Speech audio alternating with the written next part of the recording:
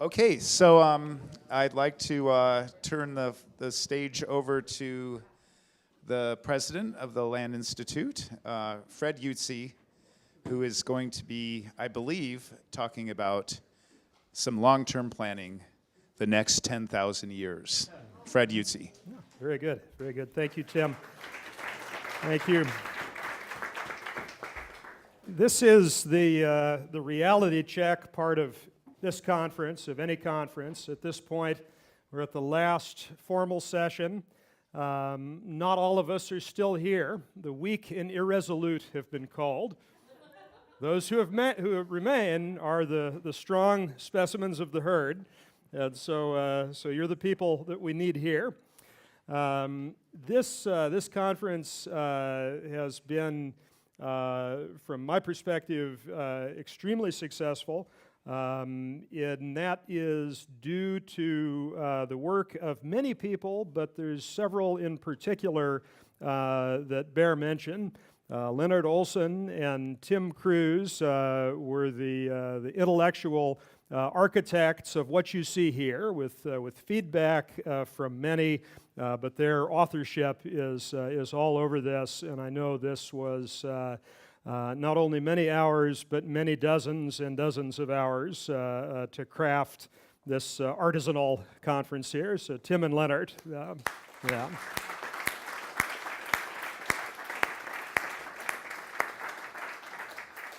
Now, Tim and Leonard are idea people, right? I mean, and that's good as far as it goes.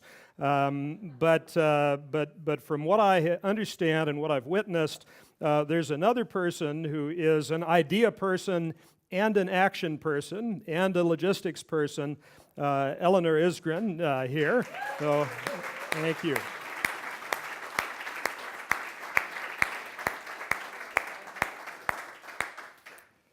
Very good. What else? Yeah, so the title. I have never gotten so many questions ahead of a talk about a title that I had printed in an agenda. In your agenda, it's the next 10,000 years. And I feel like people thought that there was some kind of audacity in titling a talk like that, and it's puzzling to me because what could be less audacious than predicting that there will be a next 10,000 years, right? It's coming. And we'll touch back towards the end of the talk about that. But I decided, meanwhile, to revert to the talk that I had really had in mind before that, the title that I had in mind. And so here you see after 10,000 years. But where my mind is to start off here is actually in 1962.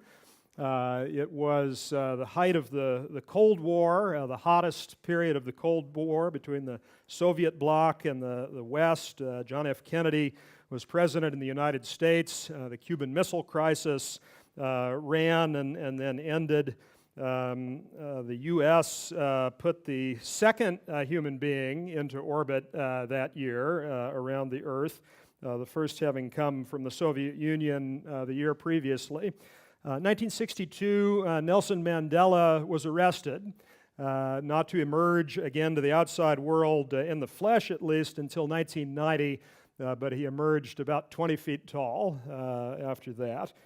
Watson and Crick were awarded the Nobel Prize that year for the discovery of DNA that had been published a few years earlier. And I'm given to understand that Lars Hermander of Lund University right here was awarded the Fields Medal, the mathematical equivalent of the Nobel Prize for work in partial differential equations. 1962, the European Economic Community, as the forerunner was then, promulgated the Common Agricultural Policy for the first time. Ingmar Bergman, the giant of a filmmaker, his time based at Malmö, just down the road here, had ended a few years previously, but it was about that era that he was later quoted as to explain his filmmaking style as saying, I practice a sort of a crop rotation. Sometimes I plant rye, and sometimes I plant clover. Was his filmmaking style there. It was a year for first birthdays of some of the bigger names in the West.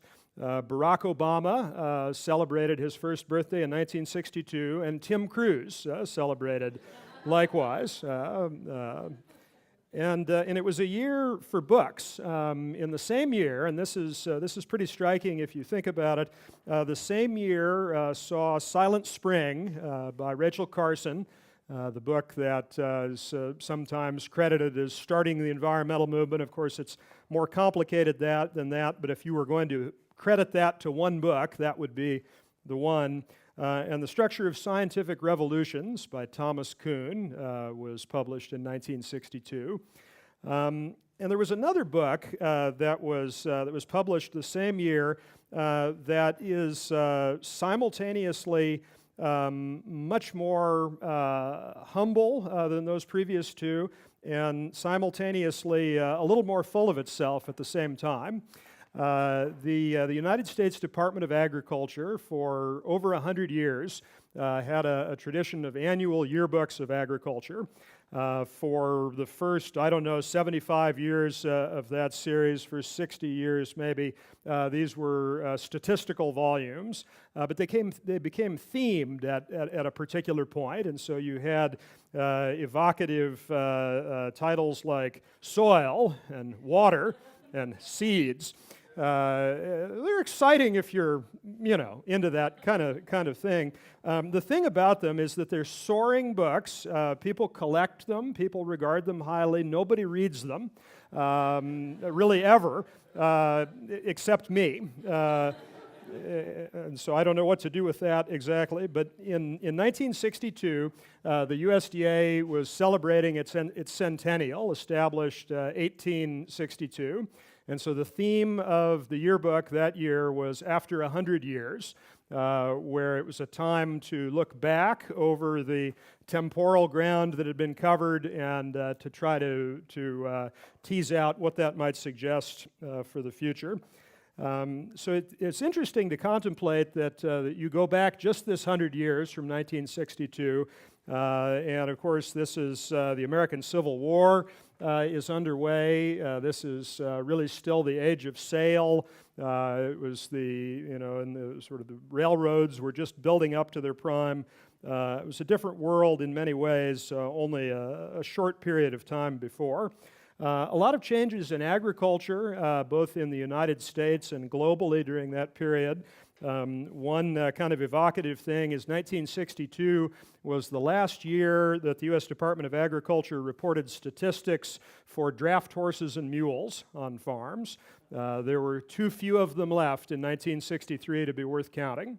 So you could mark that as, at least in the U.S., the point where mechanization reached almost totality there. Yields of major cereal grain crops were up since 1862, but not as much as you might think. The average of the major cereal grain crops had not quite doubled since 1862, despite the fact that the disciplines of agronomy and plant breeding had been invented, right, in between. So it takes a while to get some traction.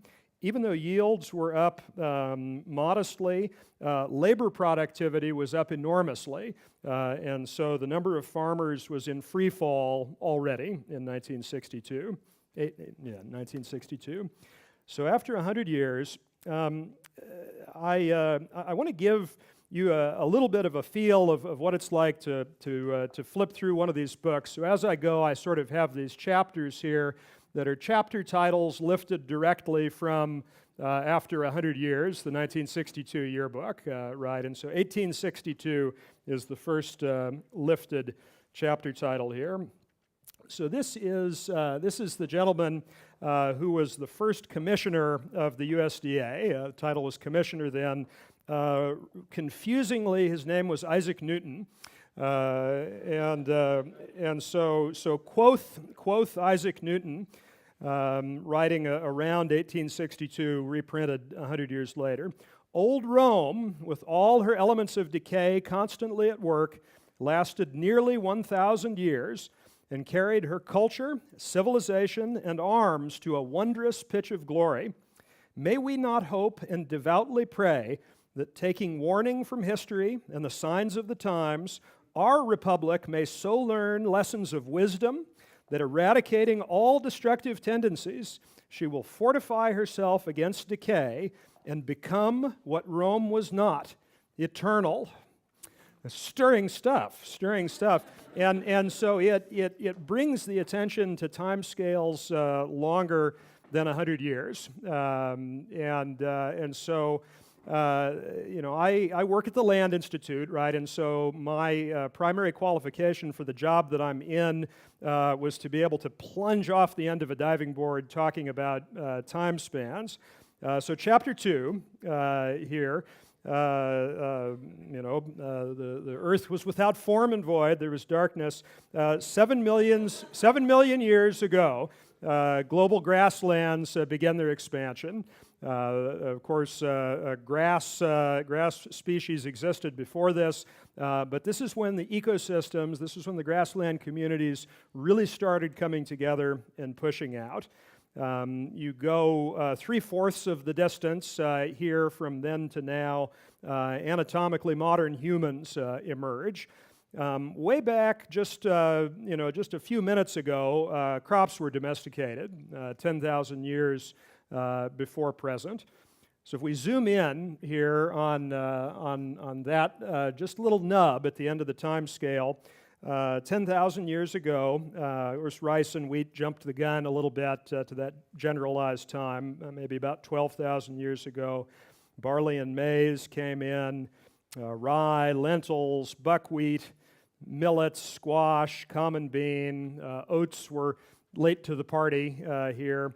About 8,000 years ago, the first evidence of a two-field rotational system comes in, so intentional diversity spread over time. The four-field system in Western Europe came in roughly 1500. And then all the way over at the end of the time scale, just a few minutes ago, was the beginning of modern agricultural research.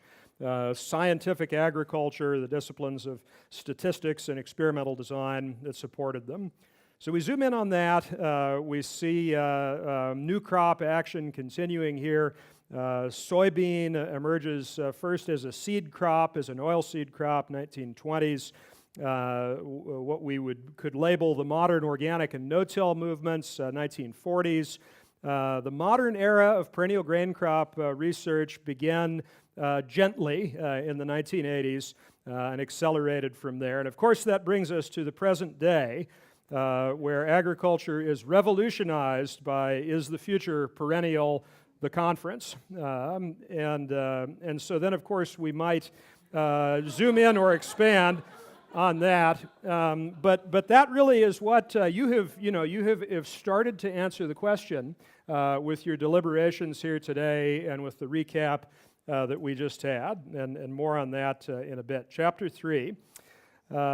So the U.S., we've had some discussion in some of the panel sessions, some of the paper sessions here, kind of wrestling with the countries that have recent settler colonial history as the actual place where that's taking place, and how we sort of grapple with what that feels like relative to countries that were longer established and the dispatchers. And so there's a lot of grimness that comes along with unpacking the fact that just over the last few hundred years, such a brief instant ago, that my ancestors, that the ancestors of many of you in the room exterminated whole peoples, right? That's hard to grapple with. It also, because it is so recent in history, it gives us maybe a little bit of a lens on what this process of first adopting a tillage agriculture looked like. It's sort of within a historical reach. So I am originally from the state of Illinois here on the Mississippi River. More specifically, I'm from Hancock County on the western side of the state. Challenge accepted, by the way, to the people who are mentioning maps here. So Hancock County. More specifically, where I was living until I moved to Kansas in 2016 was Section 1 of Rock Creek Township in Hancock County. I was not the first generation of my family to live there. My great-great-grandparents, William and Alice Lambert, purchased this piece of land and then moved on to it about 1880. The most highly esteemed people of the Carthage, Illinois area. Both Mr. and Mrs. Lambert have seen many changes and remember well when deer, wolves, wild turkeys, and prairie chickens were plentiful and pioneer conditions of living prevailed. Now, they did not pioneer that land there, but they did buy it from the person who did, a man named Sylvester Turney, who came in 1862 here. The next year, after his marriage, Turney bought the southwest quarter of Section 1, Rock Creek Township, which was raw prairie. Not a fence or improvement had been placed upon it by the hand of man. This season, Mr. T bought 5 yoke of cattle and started them on one large plow, breaking prairie. As he said, it was as much as they could do. The house up there, that was the first house to be built on that exact spot, and I moved out of the third house to be built on that exact spot there. The creek has the same alignment. It's more deeply incised because the crop production is more intense. There's more trees because the livestock production is less intense.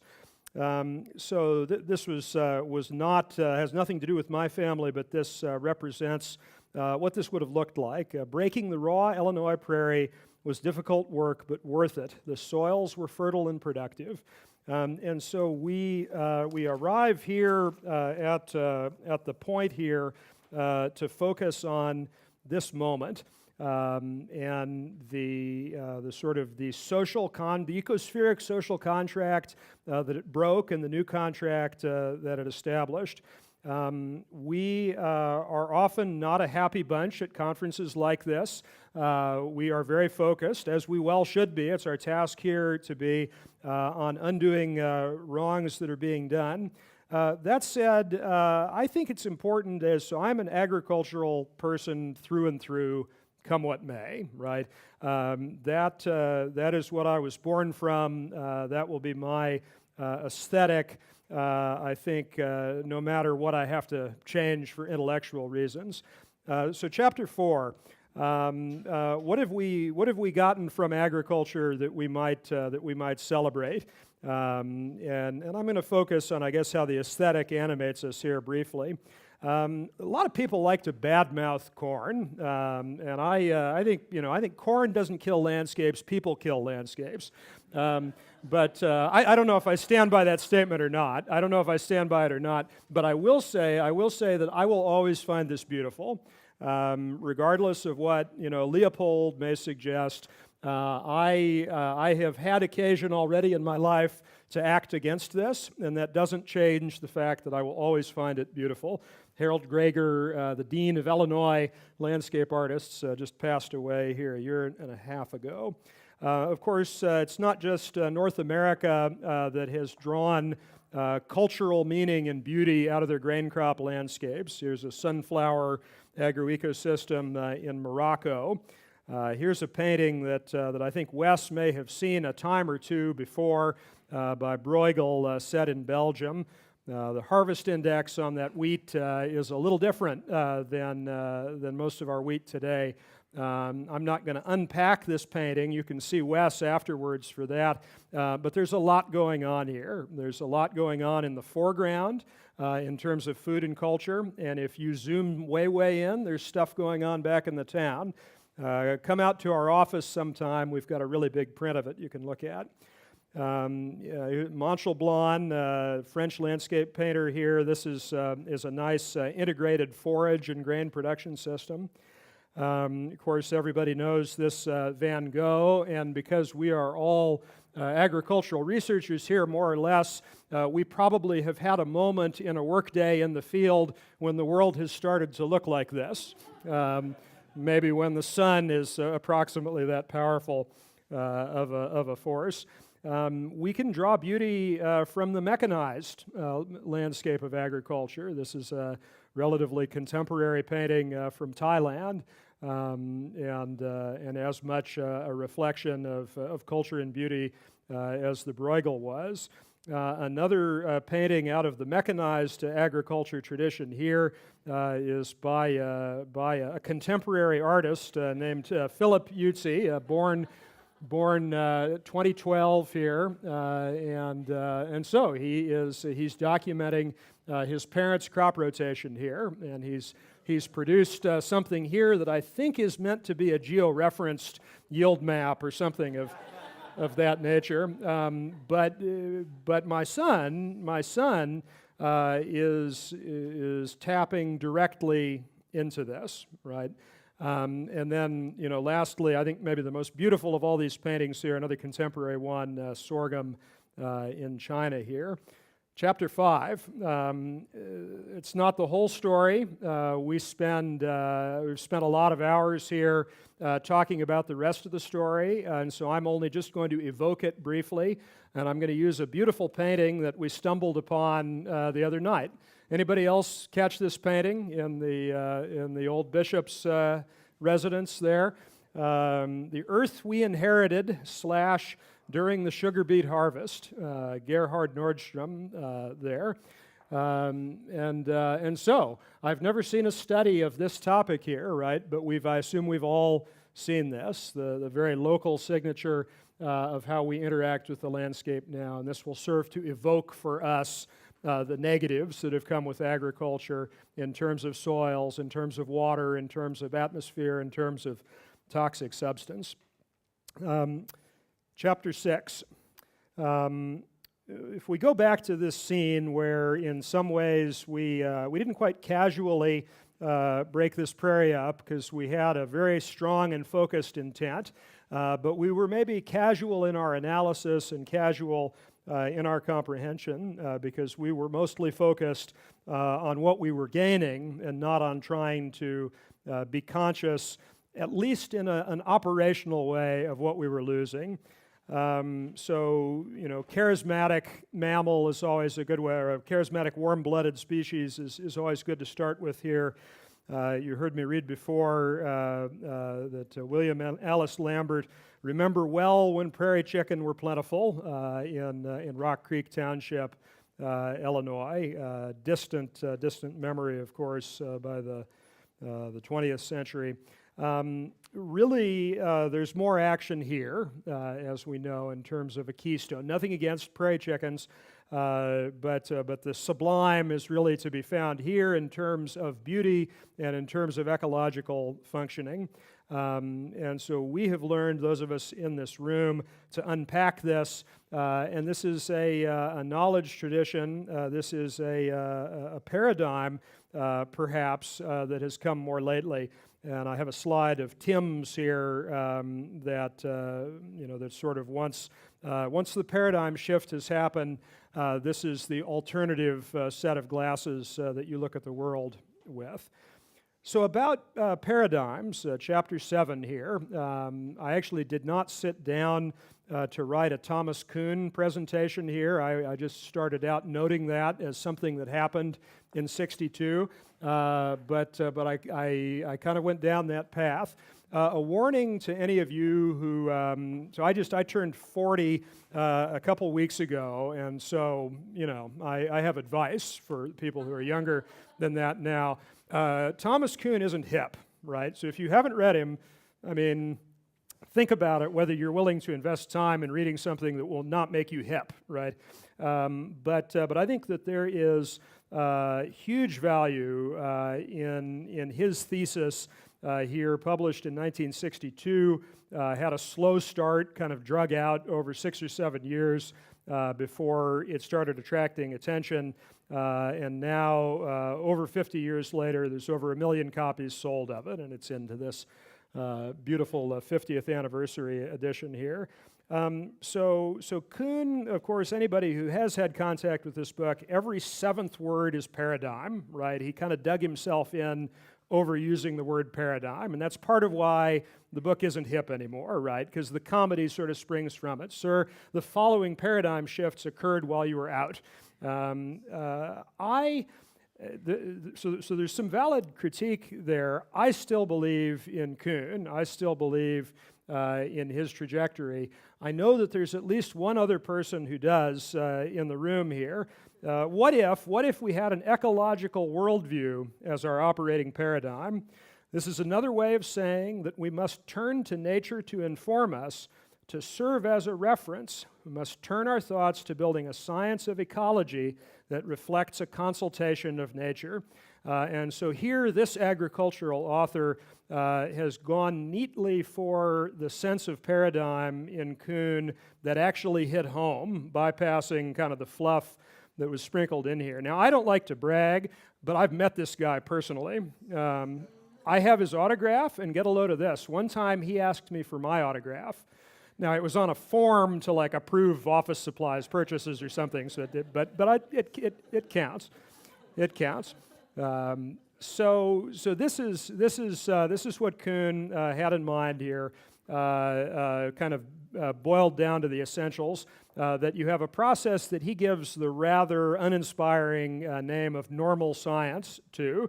That's most of the activity of research, of the scientific community, of the academy, et cetera, and that periodically you run up against a point where you have solved a sufficient percentage of the problems that are out there to solve in front of you, and/or you've reached a particular problem that busts your frame of reference, right? That in particular makes the paradigm, the exemplar, the point of comparison, the standard that you were using no longer fit.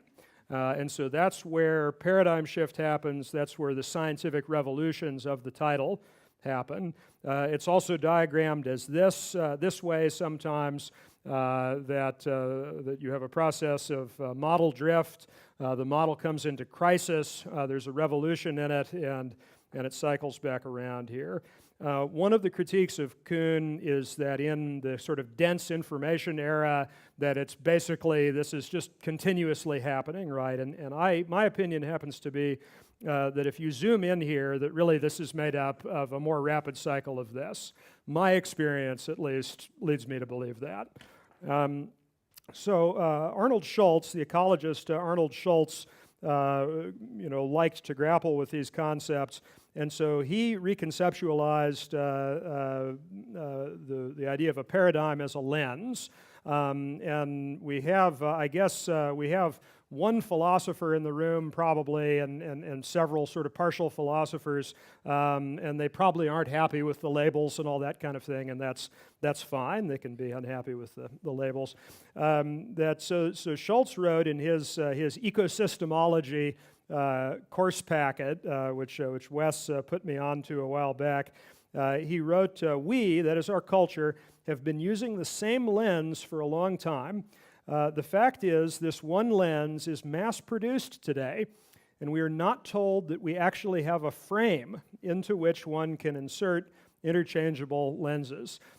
So Schultz affirms the idea that paradigms, that exemplars, that standards can change, and he also suggests that there can even be a measure of intentionality and sort of maneuverability to it, which is attractive to me.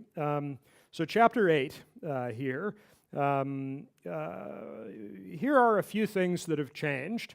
I think that a lot of these could be described as a paradigm shift in that the exemplar that we were using to measure our ideas against changed. Certainly this first one, that I've already been through earlier in the talk would be an example of that. Natural ecosystems as a playing field, as a stage that we act out our agriculture, we act out our other behavior, to natural ecosystems as a standard to meet or exceed, as a fellow vegetative community that has the properties of a vegetative community that you can compare with and not just a stage. That's an example of a paradigm shift. Perenniality as something that is likely to be blocked by hard physiological trade-offs.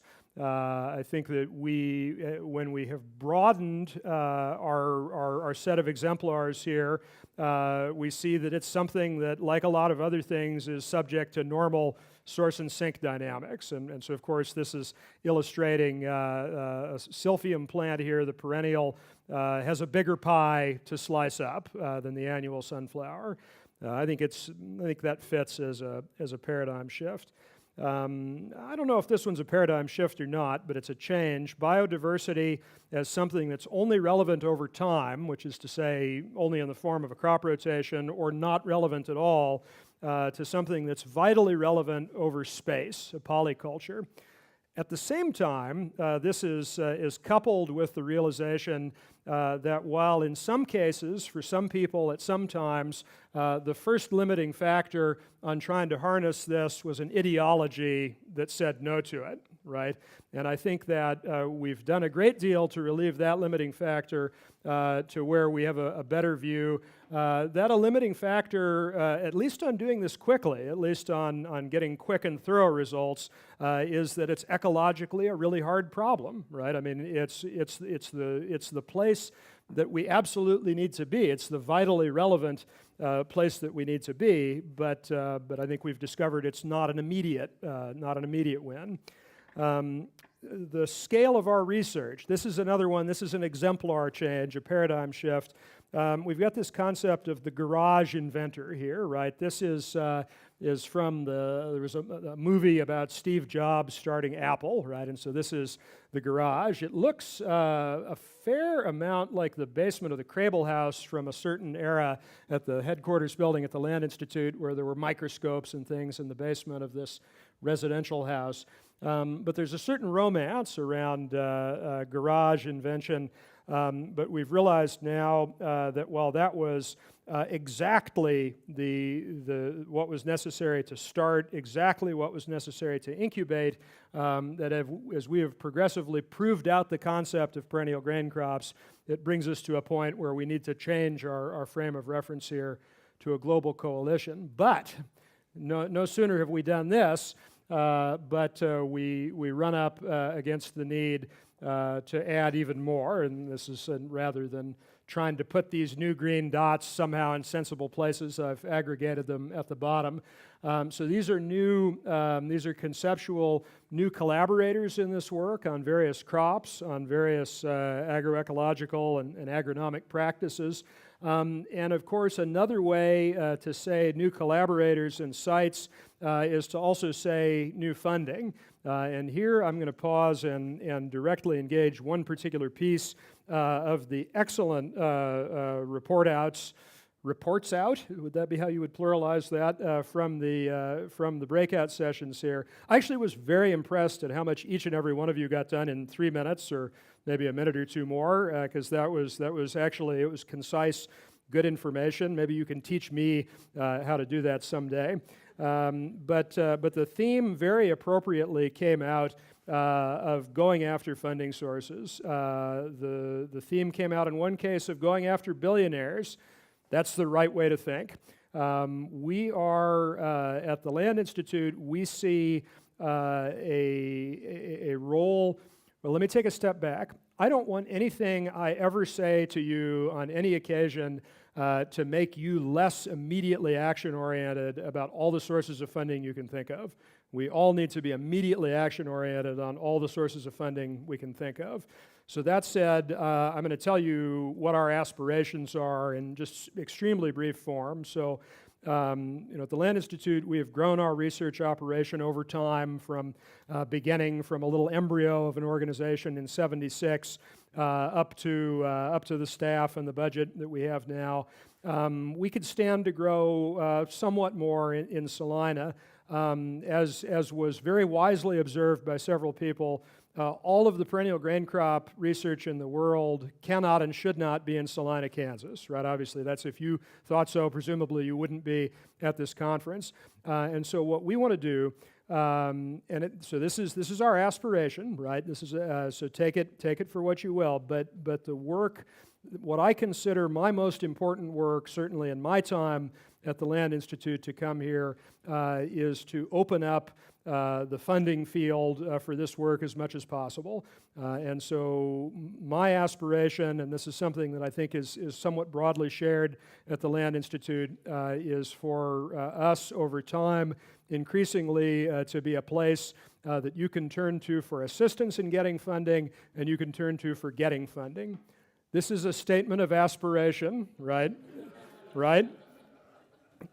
Do not suspend any actions that you have to write any grants, to approach any donors.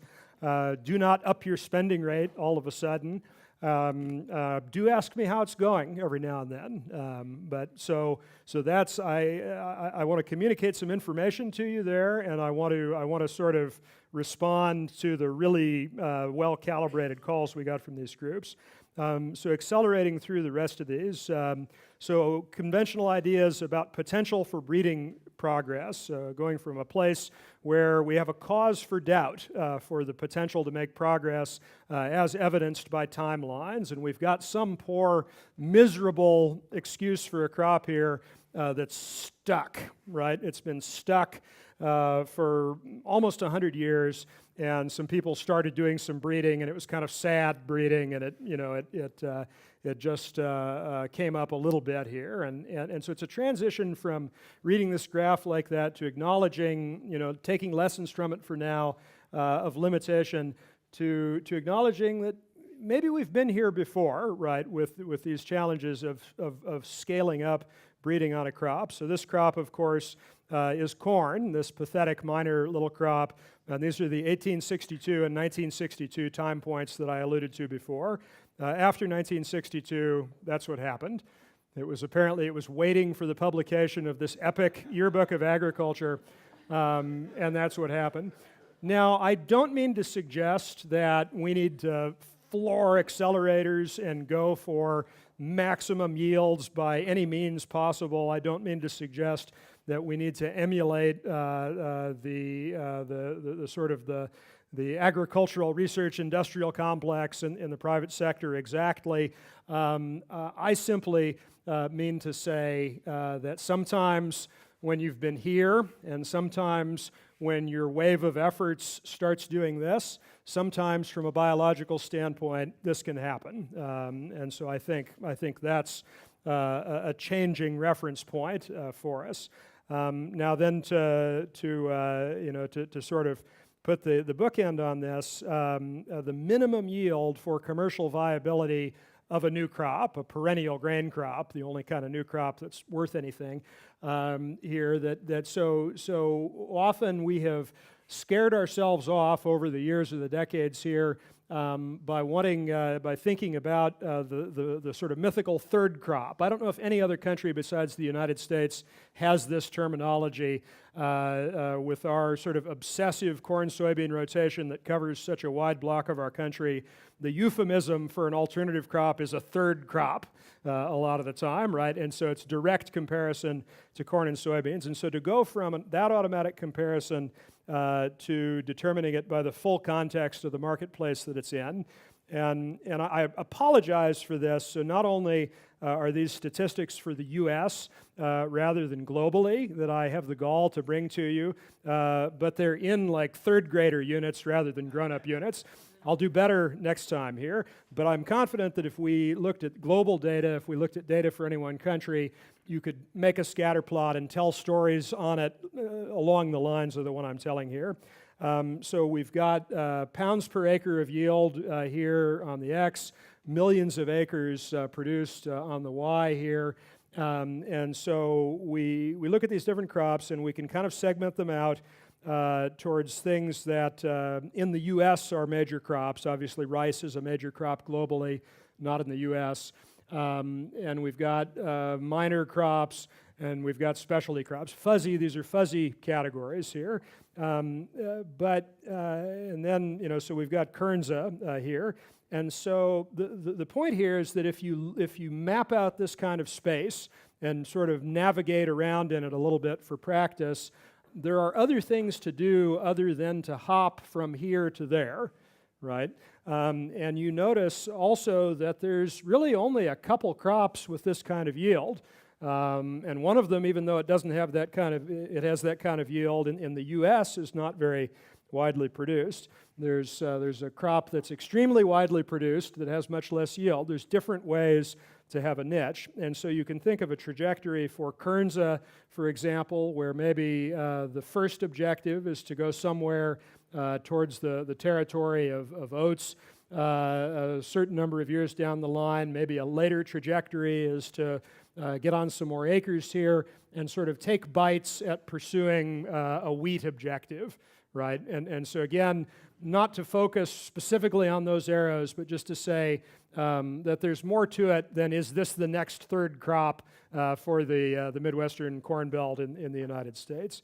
And then lastly, the paradigm of where the excitement is in this work, that sometimes we sort of get into the doldrums of the thinking that the excitement and the vitality of this work is only here, right? That it's only in those kind of super liminal moments when something's really broken loose, right? And of course, I think where we're getting to, where we need to get to if we haven't, is that the excitement and the vitality is anywhere that the beating heart of this work exists. That we are, whether we're in what Kuhn named in a sort of a low energy way, the normal science space, or whether we're in an occasional moment of revolution and paradigm shift, that we are moving towards the goal. And so we should be excited about that anytime that we're making progress there. Last thoughts, chapter 9 on Kuhn. There's a paper, and I just got onto this preparing this talk, came out in 1977 in a larger volume, Second Thoughts on Paradigms. It really ought to be just published with the book now because it makes the book a lot more satisfying to interact with. And so Kuhn retracts most of his uses of the word paradigm that drew so much fire, right? And he settles on just a couple. And he emphasizes that the main one is socially contingent. And by socially contingent, I don't mean civil society or I don't mean social customs. I mean groups of people, right? And in the scientific community. And so Kuhn writes, a paradigm is what the members of a scientific community share, what they and they alone share, the things they have in common with each other that they don't have in common with researchers in other scientific communities. Conversely, it is their possession of a common paradigm that constitutes a scientific community from or out of a group of otherwise disparate people. I take it that the job can and will be done, that these communities will form, and that it will typically yield communities of perhaps 100 members, sometimes significantly fewer. Folks, it's in this room that the act of path breaking, the act of priming for the next paradigm shift, after we've been blazing away solving the new problems to solve that the last paradigm shift exposed, that's happening in this room. We don't need to continue this process globally to scale this up. We need a lot more funding. We need a lot more cooperators to have vitality and to be moving in a scientific sense, to be preparing for the next paradigm shift. It's in this room, and so that is one of the main things that I want to leave you with here. People have also asked me throughout this meeting what I think of how it's going, right? And this is, of course, I've said this to several of you, and you can pay attention to something else while I say it to the rest. I was satisfied this meeting had succeeded within the first 30 seconds after getting on the bus, right? Because we can exchange information and data practically effortlessly, at least in terms of the logistics of it, anytime we want, right? The difference here is that there are social relationships and there are shared meaningful experiences. And this is not a soft concept, right? This is wired into how the research process works. At least that's my argument after Kuhn. Chapter 10 here, and the last chapter you'll be relieved to know, no doubt. And so after 100 years, so of course after 10,000 years, so we're getting back to the next 10,000 years, and I hope you didn't actually believe me at the beginning of the talk when I said I would get back to projecting forward in a serious way. I mean, you know, we can do that a little bit, right? In about 5 billion years, the sun's going to explode, right? I mean, we know that. We know that. In another, I don't know, fuzzy math here, another 500 million or 1 billion years, this continent and many others are going to look like Australia. No offense to Australia, right? But I mean, in terms of accessible nutrients and you know and you know, juicy parent material for soils, you've got some mileage on your continent, right? And so geologically, the geological rate of erosion is going to produce that here.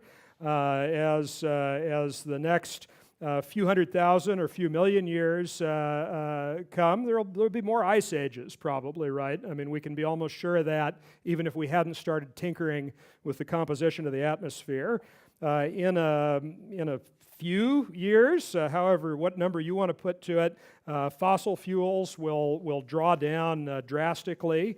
In a few years, whatever numbers you want to put to it, climate change will truly get vicious at a level that it's not all right. So you can have that prediction here. But I heard, I'm going to actually draw on here as far as the rest of what it will bring. I'm going to draw on a great scientist I once met named Yuzhou Zhang. I don't know if she's in the room here today, but she, in response to a hypothetical question the other day, she said, if you ask me how many years perennial rice can survive, I'm sorry, it's not clear now. And that is, that's kind of the essence of this, right? And it's not clear now and I'm walking away. It's not clear now and so therefore I'm pursuing the answer. Right? And so what I can tell you about the next 10,000 years, other than all that astronomy and geology stuff here, is that we're going to get to work, right? That's what's going to happen. We're going to get to work tomorrow. Well, maybe not tomorrow exactly, but we're going to get to work on this. The saying is probably familiar to many here that the best time to plant a tree was 50 years ago. The second best time to plant a tree is today. And likewise, the best time to get back to a positive net soil formation rate was 1,000 years ago. The second best time is today, right, to be pursuing that with perennial grain crops. And so that's what the future holds. And so I will deliver the benediction here, and so it's as we look down the long furrow of our history. I think this came out okay here. As we look down the long furrow of our history, and then turn to gaze out at the world beyond the plow, we will read now. I will read now the words that Alfred Stefferud of the USDA closed the 1962 Yearbook of Agriculture with. I've edited a little bit here, maybe 10% of the words. So after 10,000 years, we have reached a moment in history that gives us opportunity for inventory and rededication. We have traditions and history, and from them, facts and precepts for guidance in the years to come. Knowledge, ability, experience, the spirit and genius to produce, and the fruits of that production, an eagerness to learn, and ways to inform people who want to learn, machines, tools, equipment, things, science and technology that expands beyond our ability to see their end, an awareness of the universe and of our modest part in it. land, rivers, lakes, mountains, forests, deserts, plains, valleys, space, people around the world. We have a legacy. The legacy sets our goals and responsibilities to ensure a fair return to farmers and eaters alike, to provide for basic planetary needs, to care for our resources, and to fulfill a duty to all human beings and to the ecosphere of which we are a part. So that I leave you with. We will move on to being eaters ourselves, to the tours that are to come. But in this organized part of the conference here, we've done good work of incidentally of information sharing and work more substantially of relationship building. And so I look forward to seeing you all again. Thank you.